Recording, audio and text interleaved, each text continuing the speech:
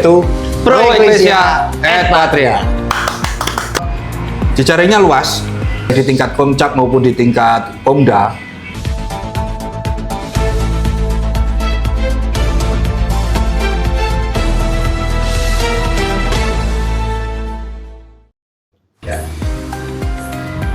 Halo Sobat Kerawang, jumpa kembali bersama saya Engelbertus Kukuh Widiatmoko, Komisi Kerasulan Awam Keuskupan Malang.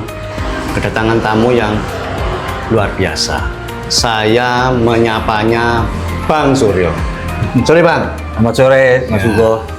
Baik, Sobat Kerawang, kita akan berbincang sejenak tentang pemuda Katolik. Sebelum mengulik, silakan memperkenalkan diri sekaligus menyapa Sobat Kerawang. Ya, terima kasih Mas Hugo. Halo, selamat sore teman-teman muda di Keuskupan Malang. Perkenalkan, nama saya Kristoporus Wahyu Suryowardana. Saya Ketua Pengurus Pemuda Katolik Komisariat Daerah Jawa Timur. Belum mengulik lebih dalam, slogannya yaitu Pro Ecclesia et Patria.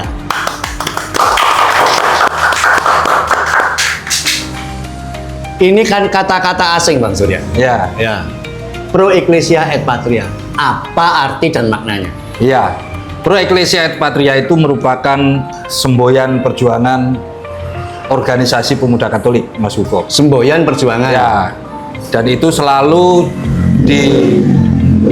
dipekikan teman-teman kader dalam rapat-rapat atau dalam sebuah pertemuan-pertemuan yang artinya adalah untuk gereja dan negara. Untuk gereja, Dan negara. implementasinya seperti apa, Bang? Ya, Kira-kira?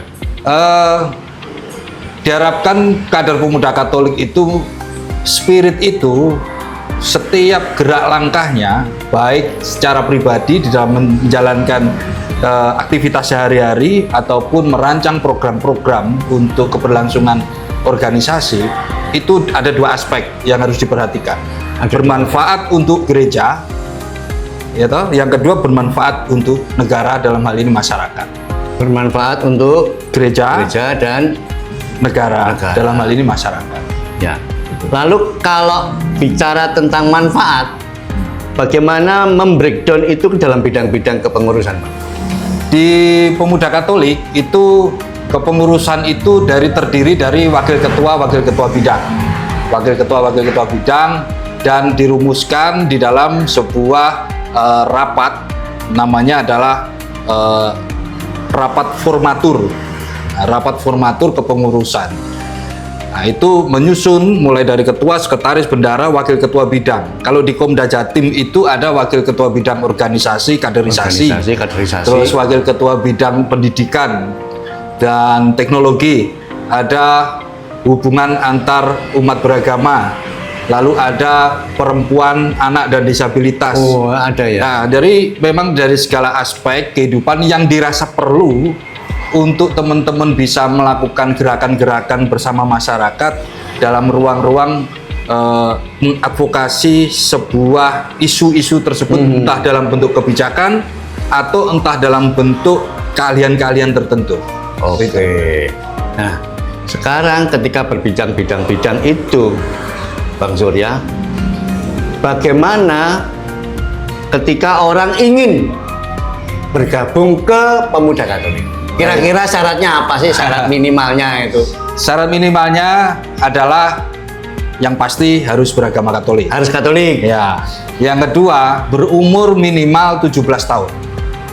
Dan maksimal 45 tahun. Ya. Itu.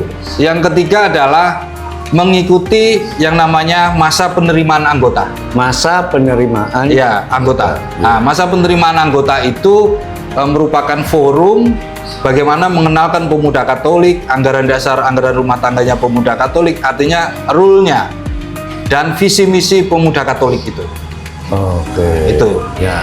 Sekarang kalau orang mau bergabung itu pasti kan berbicara tentang manfaatnya apa sih, atau yang didapat apa sih ketika aku ikut organisasi atau apa begitu. Kalau ikut pemuda Katolik itu manfaatnya apa kira-kira? Ya. Di dalam setiap kader pasti melihatnya apa sih manfaat kan gitu kan. Nah, relatif sebetulnya manfaat. Akan tetapi yang dirasa oleh kawan-kawan sekarang ini, satu adanya mempunyai teman yang sevisi, sefrekuensi. Ya, itu yang pertama. Yang kedua, mempunyai kawan untuk berjalan bersama berdasarkan apa yang dicita-citakan. Yang ketiga adalah pasti menambah jejaring, Mas. Menambah jejaring. Yang keempat, kalau di Komda Jatim ini sekarang, kami punya program kerjasama dengan beberapa universitas yang memang mempunyai visi yang sama dengan organisasi dan memberikan beasiswa.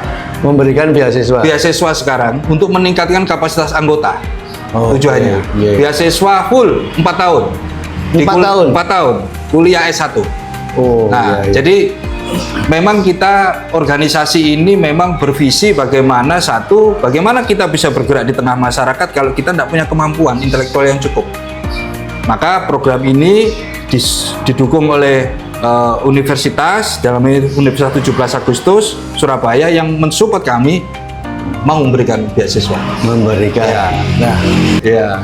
Mas Surya, silakan mengajak siapapun yang melihat, mengikuti konten ini untuk bergabung ke Pemuda Katolik. Baik, teman-teman muda Katolik di seluruh Keuskupan Malang dan Keuskupan Surabaya atau di seluruh Jawa Timur. Saya sebagai Ketua Pemuda Katolik Jawa Timur mengajak seluruh orang muda Katolik untuk bermitra bersama-sama kader-kader pemuda Katolik dan berjalan bersama-sama dengan pemuda Katolik untuk menciptakan masyarakat Jawa Timur yang sejahtera dan harmoni. Yang pasti kapasitasnya bertumbuh dan berkembang. Terima kasih. Terima kasih Pro Ecclesia et Patria. Pro Ecclesia et Patria. Terima kasih.